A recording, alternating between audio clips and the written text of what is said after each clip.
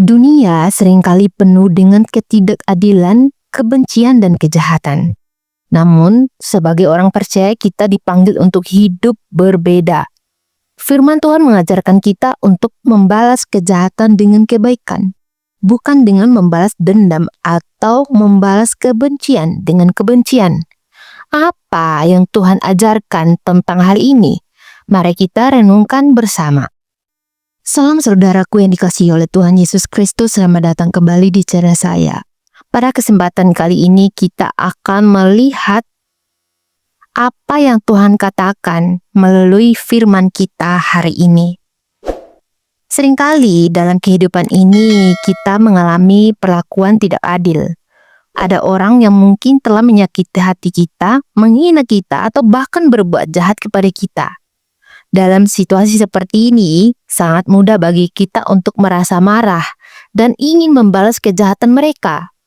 Namun, firman Tuhan mengingatkan kita untuk tidak membalas kejahatan dengan kejahatan, tetapi membalas kejahatan dengan kebaikan, walaupun itu sangat sulit bagi kita, tetapi itu adalah perintah Tuhan.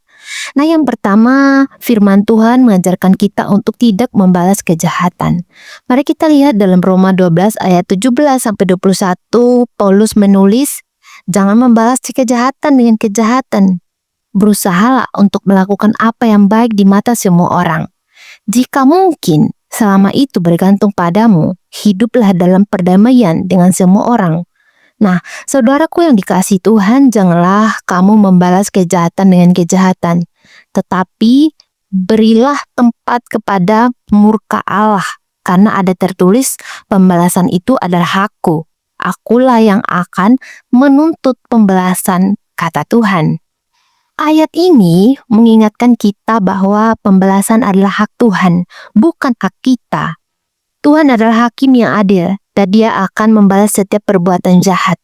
Tugas kita adalah tetap hidup dalam kebaikan dan perdamaian, meskipun orang lain berbuat jahat kepada kita. Walaupun ini memang sulit dan susah buat kita ya, ketika kita menghadapi situasi yang genting dengan amarah, emosi, kadang kita tidak bisa mengontrolnya, tetapi kita mari mengikuti atau melakukan apa yang diperintahkan Tuhan kepada kita, karena pembalasan itu adalah hak Tuhan, bukan hak kita. Nah, ada sebuah ilustrasi seperti ini. Bayangkan seorang petani yang menanam benih dengan penuh kasih. Namun ada orang yang datang dan merusak tanaman tersebut. Petani itu bisa saja marah dan merusak tanaman orang itu sebagai pembalasan. Tapi jika petani itu tetap menanam dengan kasih dan tidak membalas kejahatan dengan kejahatan, ia akan menuai hasil yang baik pada waktunya.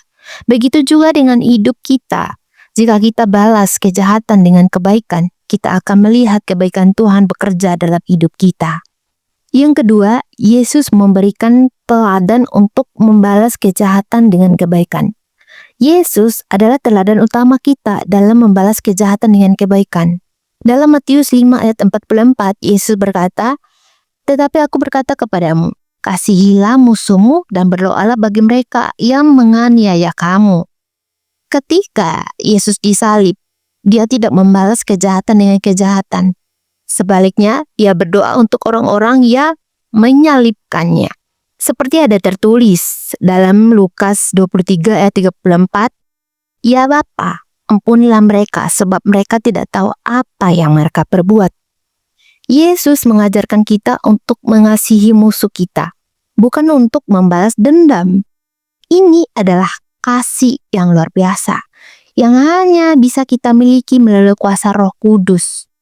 Kasih yang sejati tidak bergantung pada perlakuan orang lain, tetapi pada keputusan kita untuk mengasihi seperti Yesus mengasihi kita. Ya, kembali lagi memang sulit dan susah, tapi itulah tugas kita sebagai orang percaya. Karena Yesus sudah berkata, jangan membalas kejahatan dikasih kejahatan, tetapi Tuhan menyuruh kita untuk mengasihi musuh kita sekalipun. Ya, berat banget kita sebagai orang Kristen. Masa kita harus mengasihi musuh kita? Ya, itu adalah perintah dan kita harus mengikutinya dan melakukannya.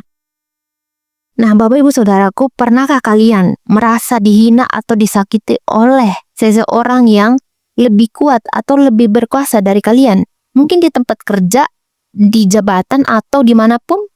Nah, tentu saja itu sangat menyakitkan bagi kita ya.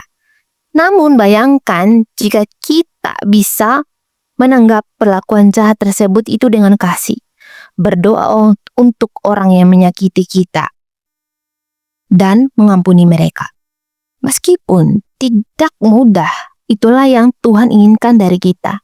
Sebab ketika kita membalas kejahatan dengan kebaikan, kita akan mengalami damai sejahtera yang tidak bisa diberikan oleh dunia ini. Ketika kita membalas kejahatan dengan kebaikan, itu kita menang di dalam Tuhan. Tapi ketika kita membalas kejahatan dengan kejahatan, itu sama aja kita kalah dalam pertempuran. Yang ketiga, kebaikan kita tidak akan sia-sia di mata Tuhan. Dalam Galatia 6 ayat 9 kita diberitahu, janganlah kita jemu-jemu berbuat baik, karena apabila kita tidak menjadi lemah, kita akan menuai pada waktunya. Mungkin kita merasa bahwa perbuatan baik kepada orang lain yang menyakiti kita adalah sia-sia. Namun, Tuhan menjanjikan bahwa kebaikan kita tidak akan sia-sia. Pada waktunya, Tuhan akan membalas segala kebaikan yang kita lakukan, bahkan jika orang lain tidak menghargai kebaikan kita. Tuhan tahu dan Dia akan membalasnya. Saya memberikan ilustrasi di sini. Ada sebuah cerita tentang seorang pria yang selalu berbuat baik kepada sesama, meskipun seringkali dia disakiti dan tidak dihargai. Namun suatu hari orang-orang yang dulu menyakitinya melihat perubahan dalam hidupnya dan datang kepadanya, mengakui bahwa kebaikannya telah mengubah hati mereka. Kebaikan yang dilakukan pria itu tidak sia-sia, karena akhirnya melalui kebaikan tersebut, hati orang-orang yang keras menjadi lembut. Begitu dalam kehidupan kita, saudaraku.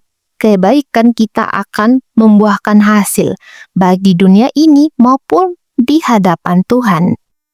Saudaraku, meskipun kita seringkali diperlakukan tidak adil, firman Tuhan mengajarkan kita untuk tidak membalas kejahatan dengan kejahatan.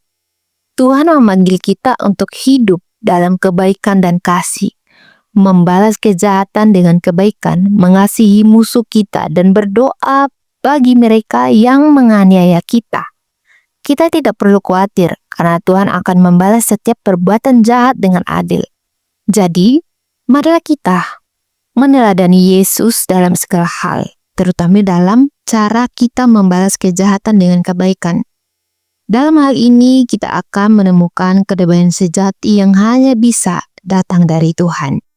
Ini saja firman yang bisa saya sampaikan. Kiranya firman Tuhan ini dapat memberkati kita semua. Tuhan Yesus memberkati. Dan terima kasih sudah menonton video ini. Jangan lupa untuk terus like, komen, share, dan subscribe. Dan kita akan jumpa di renungan berikutnya. Shalom, Tuhan Yesus memberkati.